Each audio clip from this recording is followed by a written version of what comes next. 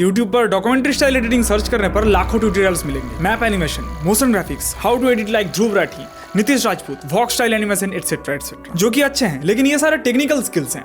Fundamentals के बारे में कोई बात ही नहीं कर रहा। अरे डॉक्यूमेंट्री स्टाइल एडिट करने से पहले डॉक्यूमेंट्री स्टाइल वीडियो तो बनाना पड़ेगा ना, लेकिन वो कैसे बनाना है पता नहीं। ये एक वीडियो देखने के बाद सारे डाउट्स क्लियर हो जाएगा और आफ्टर इफेक्ट्स या हाई एंड मोशन ग्राफिक्स के बिना भी कमाल के डॉक्यूमेंट्री वीडियोस बना पाओगे। AI जनरेटेड वॉइस ओवर्स के साथ कमाल के विजुअल्स और मोशन ग्राफिक्स ऐड करके डॉक्यूमेंट्री वीडियो तो बन जाएगा। उनमें से एक आध वायरल भी जा सकता है, लेकिन तुम किसी को याद नहीं रहोगे। अगर खुद का फेस वैल्यू बढ़ाना है, इंपैक्टफुल कंटेंट बनाना है, तो सीखना पड़ेगा वॉइस मॉड्यूलेशन।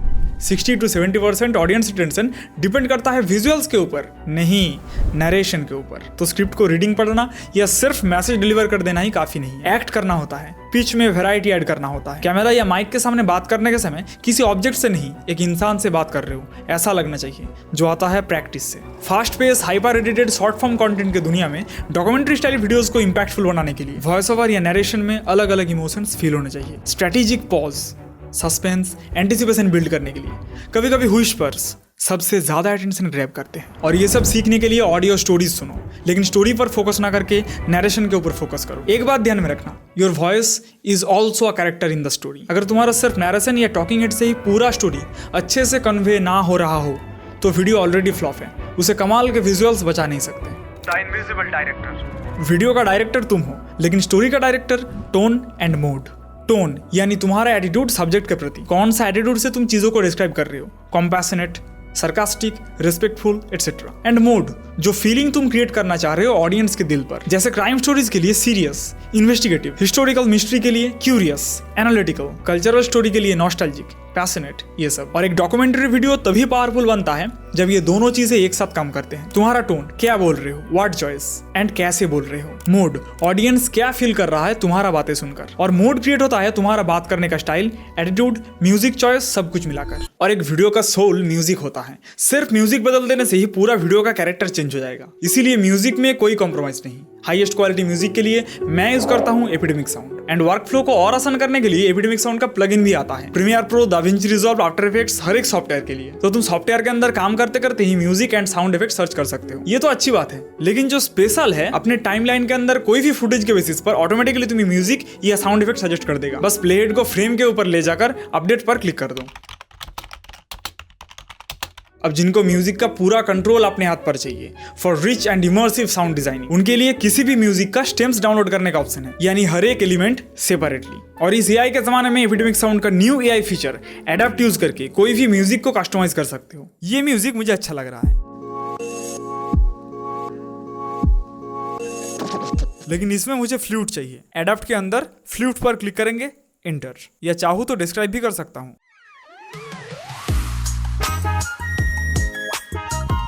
अब यहाँ से मेलोडी, इंस्ट्रूमेंट्स का वॉल्यूम को भी कम ज्यादा कर सकता हूँ। यहाँ तक कि म्यूजिक का लेंथ एंड पूरा का पूरा स्ट्रक्चर भी बदल सकते हो। वीडियोस में स्पेशल मसाले के लिए एआई वॉइस का फीचर, वो भी सबसे ज्यादा अफोर्डेबल प्राइस में। AI voice feature in the most affordable price. इसके अलावा 50,000 plus premium music tracks and 2 lakh से भी ज्यादा साउंड इफेक्ट्स का लाइब्रेरी, जो और भी बढ़ते जा रहे हैं। इनमें से तुम्हारा प्रोजेक्ट के लिए परफेक्ट ट्रैक हर बार मिल ही जाएगा। रिस्ट्रिक्शन फ्री म्यूजिक यूज करो, और यही है सही वक्त अपग्रेड करने के लिए। ब्लैक फ्राइडे सेल की वजह से ईयरली प्लान्स पर 50% डिस्काउंट मिलेगा, सिर्फ क्रिएटिव माइंड 50 कोड यूज करने पर। तो डिस्क्रिप्शन के लिंक से आज ही ज्वाइन कर लो। एक बार ट्राई करके देखो, बस दोबारा सोचना नहीं पड़ेगा। स्टोरी टेलिंग को लेकर मैंने पहले ही कुछ वीडियोस बनाकर रखे हैं, डिटेल में जानने के लिए उनको जरूर देखना। यहाँ पर मैं बस और 2-3 चीजें ऐड करूंगा। वीडियो का बिगिनिंग को एंडिंग के साथ जोड़ने की कोशिश करना। बहुत सारे हॉलीवुड मूवीज में ये टेक्निक यूज होता है। नोटिस करना, मूवी शुरू होता है किसी एक सीक्वेंस के मिडिल से। शुरू में कुछ समझ में ही नहीं आता, लेकिन एंडिंग में जाकर वही सीक्वेंस को दोबारा दिखाया जाता है, और पूरे स्टोरी के साथ वो सीक्वेंस मिलकर एक मीनिंग क्रिएट करता है। अब यूट्यूब वीडियोस के लिए हम शुरू में ऐसा कुछ नहीं दिखा सकते जो समझ में ही ना आए, क्योंकि यूट्यूब वीडियोस का लेंथ छोटा होता है और ये कोई मूवी नहीं है। लेकिन शुरू में हम कुछ सवाल रख सकते हैं, एक क्यूरियोसिटी बिल्ड कर सकते हैं, और एंडिंग में जाकर उसी एग्जैक्ट सवाल का जवाब देना होगा, जिससे एक कंप्लीटनेस फील होगा ऑडियंस को। लेकिन यही फार्मूला अगर बार बार यूज करोगे तो काम नहीं चलेगा। कभी कभी सारे सवाल का आंसर डायरेक्टली ना बताकर सिर्फ 80% इन्फॉर्मेशन देकर छोड़ देना है, ताकि ऑडियंस अपना इमेजिनेशन लगाकर बाकी 20% गेस कर पाए। इसे क्यूरियोसिटी गैप बोलते हैं। इससे ऑडियंस तुम्हारा डॉक्यूमेंट्री वीडियो के बारे में सोचेगा और उसका इंपैक्ट ज्यादा देर तक रहेगा। लॉन्ग वीडियोस को एंगेजिंग रखने के लिए एक सवाल खत्म होते ही दूसरा सवाल उठाना पड़ेगा। एक छोटा सा एग्जाम्पल, बहुत लड़ाई के बाद राजकुमार ने इस लड़की को तो बचा लिया, लेकिन वो कब तक बचाते रहेगा।